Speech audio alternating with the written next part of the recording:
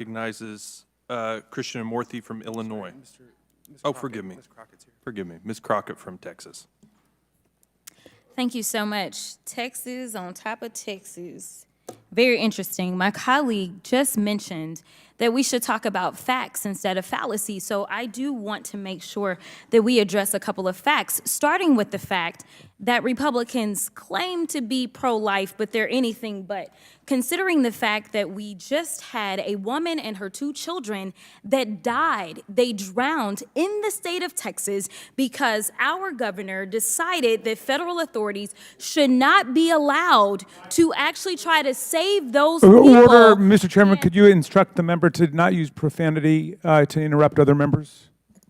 And can we not keep running down my time? We'll hold your time. You'll get it back. Remind members to have decorum during the hearing today. Ms. Crockett, you may continue. Please restore 10 seconds to her time.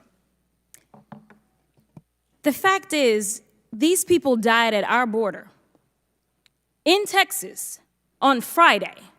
We are here today having a hearing, and the pro-life party does not want to talk about the fact that there was basically state-issued or sanctioned death at the Texas border. There can be nothing more inhumane than the fact that we have not even decided that we were going to discuss this on the pro-life side. But you know what? I do want to talk about some other facts that we have.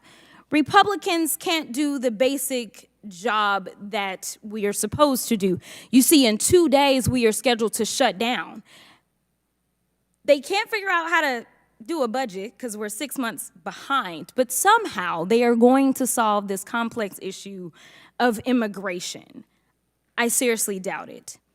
And to quote a great known as Riri, also known as Rihanna, how about we give a round of applause, a standing ovation, because we have absolutely had nothing more than performative politics. In fact, my Texas colleague just finished his comments by specifically talking about the election in November and who's going to win it.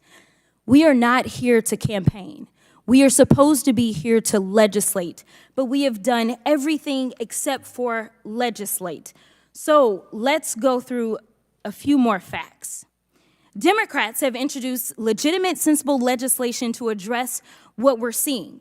My colleagues on the other side of the aisle want to grandstand for political purposes rather than work with Democrats and fix an immigration system that has been broken for decades. Republicans continue to vilify people, including mothers and their children. And as I just said, we just lost a mother and her children. We also know that the gentle lady from Florida, who happens to be the only member to give birth this session, specifically admitted that she actually wants a child separation policy. I can't think of something more ironic than that particular member specifically advocating for child separation policies. Republicans are yelling that states don't have the tools to help with migrants, but rather than work with Democrats, Republicans are targeting communities of color in Democratic cities like Chicago, New York, and Philadelphia.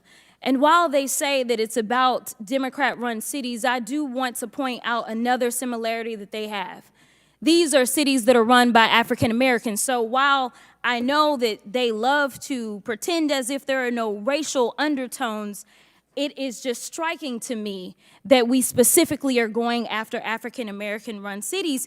And we talk about the mayor of New York. I don't know when I've ever seen so much bipartisanship and agreement out of the Republicans, but they continue to talk about what the mayor of New York has said. Let me tell you about somebody else who wanted to speak out about New York, and I want to make sure that she understands that the Democrats aren't the problem, but the Republicans are, and that's Cardi B.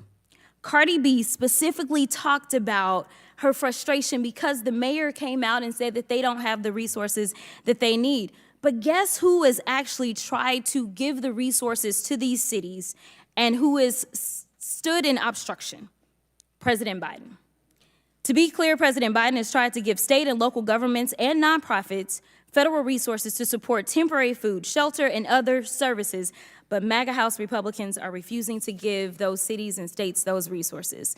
President Biden has tried to put 1,300 more Border Patrol agents at the border to help, but Republicans have obstructed that request. Republicans want to cut the flow of fentanyl coming into the United States. President Biden has tried to give our border agents 100 new cutting-edge inspection devices and add 1,000 additional law enforcement personnel. Republicans obstructed that request. Honestly, I can't tell if y'all are for anything other than obstruction and cruelty. Just take a look at my governor last week. He said, and I quote, "The only thing we're not doing is we're not shooting people who come across the border because, of course, the Biden administration would charge us with murder." I know Governor Abbott doesn't understand the law, but let me say this, that absolutely would be murder. And with that, I'll yield.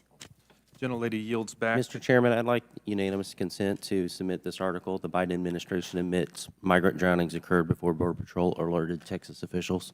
Without objection, so ordered. Chair recognizes the gentlelady from Georgia, Ms. Green.